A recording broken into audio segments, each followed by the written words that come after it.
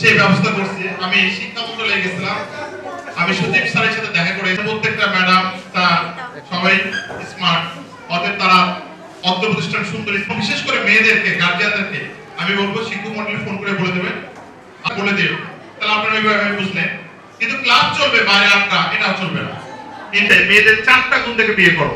কয়টা গুণ দেখে? 4টা গুণ। কি সারা জানেন তো? হবে না? বলেন, আপনারা বলেন।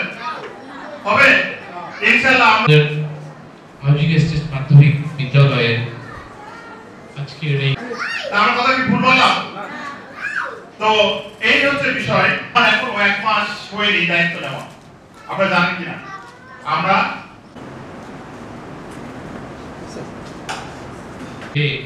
ড্রয়িং রুমের মা ঝাড়ু দিচ্ছিল, পরিষ্কার করছিল ড্রয়িং রুমটা। 5 দিন 1 সপ্তাহ গ্যাপ থাকলে ওই স্টুডেন্টের বাবাকে ফোন করে জানানো হবে যে আপনার সাপোর্ট দেবেন তো।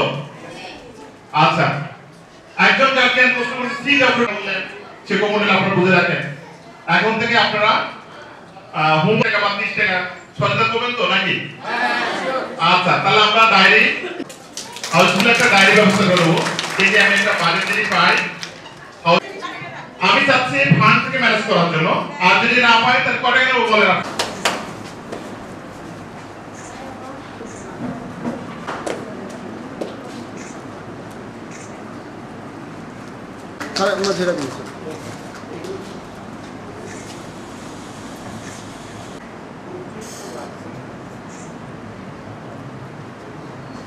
হাউজিং এস্টেট মাধ্যমিক বিদ্যালয় কুষ্টিয়া সদর উপজেলার একটি ঐতিহ্যবাহী একটি স্কুল। এই স্কুলের আজকে অভিভাবক সমাবেশ অনুষ্ঠিত হলো। এখানে অভিভাবকরা তাদের বাচ্চাদের তাদের পড়াশোনার মান উন্নয়নের জন্য অনেক কিছু বিষয় ওনারা এখানে উপস্থাপন করেছেন। আমরা মাধ্যমিক শিক্ষা পরিবারের পক্ষ থেকে, আমরা শিক্ষা মন্ত্রণালয় মাধ্যমিক শিক্ষা ও উচ্চশিক্ষা অধিদপ্তরের পক্ষ থেকে তাদেরকে জানিয়েছি যে শিক্ষার মান উন্নয়নের ক্ষেত্রে আমাদের সম্মিলিত প্রয়াস প্রয়োজন।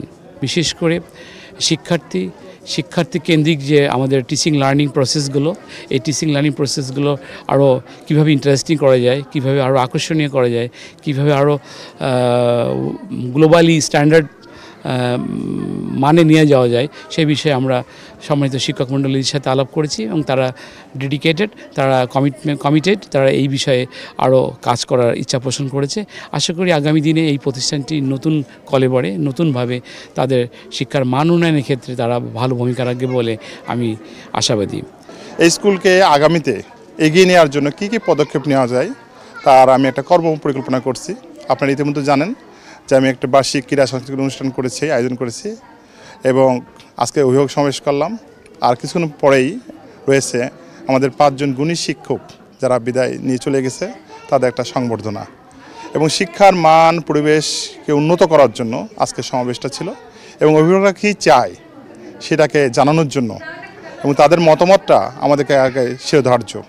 সেই মতামতের ভিত্তিতে আমি চাই এই প্রতিষ্ঠানটা চলবে এবং এই প্রতিষ্ঠানটাকে আমার স্বপ্ন কুষ্টিয়া শহরের মধ্যে একটা অন্যতম পর্যায়ে নিয়ে যাওয়া। যেহেতু আমি স্টুডেন্ট ছিলাম, আমাদের সময় এই প্রতিষ্ঠানের মান অনেক উন্নত ছিল, এখনও আছে, এটাকে আরও ভালো পর্যায়ে নিয়ে যাওয়ার জন্য আমার ভূমিকা থাকবে এটাকে। কারণ হচ্ছে আমি একজন শিক্ষক, আমি বিশেষ ক্যাডারের থেকে নিয়োগ পেয়ে শিক্ষক হয়ে যেমন শিক্ষাকে উন্নত করার আমাদের কলেজের চেষ্টা থাকে, ঠিক তদ্রূপ আমি এই কলেজের একজন অভিভাবক হয়ে ম্যানেজিং কমিটির সভাপতি হয়ে দায়িত্ব পালন করে যাব যে শিক্ষাকে একটা চূড়ান্ত পর্যায়ে নিয়ে যাওয়ার জন্য এবং এই স্কুলকে একটা কুষ্টিয়া শহরের মধ্যে যেন চূড়ান্ত পর্যায়ে নিয়ে যেতে পারি, সেইভাবে আপনারা আমাকে সহায়তা করবেন।